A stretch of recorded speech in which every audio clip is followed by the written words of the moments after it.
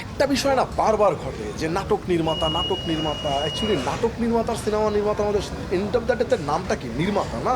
সাকিব ভাইকে নিয়ে আসলে সিনেমা বানার স্বপ্ন আমার মনে হয় সব নির্মাতারই থাকে, ওই জায়গা থেকে আমার আলাদা কোনো কিছু না। ধরেন আমার সিনেমাটা আপনারা দেখলে বুঝবেন যে আসলে এই সিনেমাটা দেশের বাইরে কেন শ্যুট করা হয়েছে। ধরেন আমি রোলস রয়েজ একটা গাড়ি ইউজ করছি সিনেমায়, সেই গাড়িটা তো নিশ্চয়ই আপনি বাংলাদেশে পাইতেন না। লাখ তো একটা ব্যাপার থাকেই, পাশাপাশি ম্যাজিকটা তো আসলে কম না, ম্যাজিকটা তো ছিলই। এই দর্শকের মতামতই আমার আমার মতামত, দর্শকের কথাই আমার কথা না। ওনারা যেটা বলবে, ওনারা যেটা বলতেছে ওইটা বুঝেই বলতেছে। ধরেন ওনারা তো অনেক সিনেমা দেখছে, আমি তো সব সিনেমা দেখি নাই, যেহেতু ওনারা বলতেছে তার মানে এইরকম কোনো কিছু একটা ঘটছে, আর সেটা তো একজনের কথা না, সবার কথা। সো ওই জায়গা থেকে আমার কাছে মনে হয় যে হ্যাঁ ঠিক আছে, এত ভালোবাসা পাইতেছি, এত সুন্দর সুন্দর কমেন্টস পাইতেছি, এত মানে সবাই এত ভালো বলতেছে, এটা আসলেই মানে একটা ভালো লাগার জায়গা তৈরি হয়ে গেছে। সাকিব ভাইকে নিয়ে আসলে সিনেমা বানার স্বপ্ন আমার মনে হয় সব নির্মাতারই থাকে, ওই জায়গা থেকে আমার আলাদা কোনো কিছু না। আর এইটার জন্য যে বরবাদ হয়েছে বিষয়টা তা না। বরবাদের ক্যারেক্টারটা যখন আপনি আরিয়ান মির্জাকে দেখবেন, আপনাকে ওই বিশ্বাস করানোর জন্য এখানে আমাদের মেগাস্টারকেই লাগবে, আপনি এখানে অন্য কাউকে দিয়ে এটা বিলিভ করাতে পারবেন না, আমার যেটা মনে হয়। এবং এর জন্যই নেওয়া। আর পাশাপাশি সাকিব ভাইয়ের সাথে কাজ করার কার না ইচ্ছা থাকে। একটা বিষয় না বারবার ঘটে যে নাটক নির্মাতা অ্যাকচুয়ালি নাটক নির্মাতার সিনেমা নির্মাতা আমাদের এন্ড অফ দ্য ডেতে নামটা কি নির্মাতা না।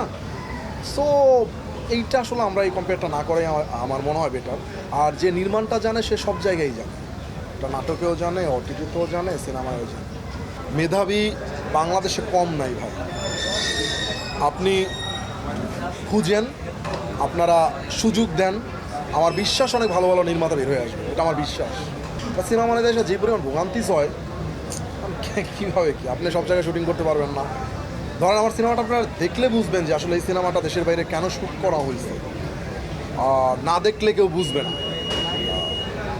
ধরেন আমি রোলস রয়েজ একটা গাড়ি ইউজ করছি সিনেমায়, সেই গাড়িটা তো নিশ্চয়ই আপনি বাংলাদেশে পাইতেন না। এই বিষয়গুলো থাকতে হবে, কিছু কিছু ব্যাপার থাকতে হবে, যেগুলো হইলে আমাদের বাধা বিপত্তি এবং সেন্সর বোর্ড সব কিছু মিলে একটু আমাদের।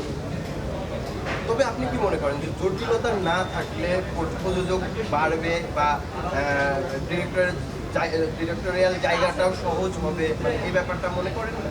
ভিশনের ফুলঝুরি মেগা অফারে ফ্রি কিনলেই পাচ্ছেন 16 পিসের আকর্ষণীয় গিফট বক্স একদম ফ্রি।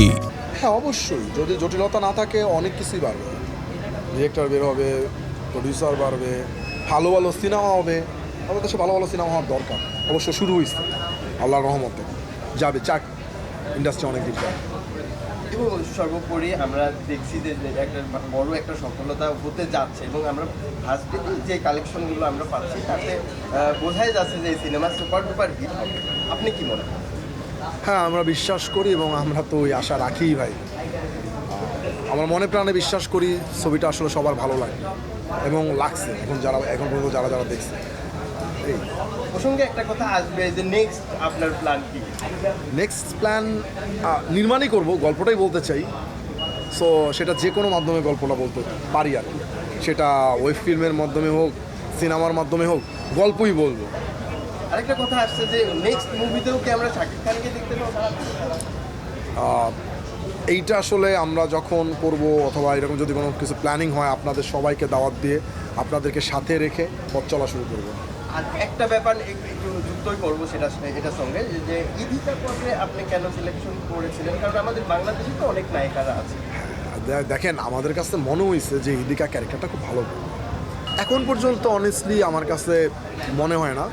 এক আর দুই হচ্ছে আমি এখনও অত বড় মাপের মানুষ হই নাই যে আমি এত বড় কথা বলতে পারবো।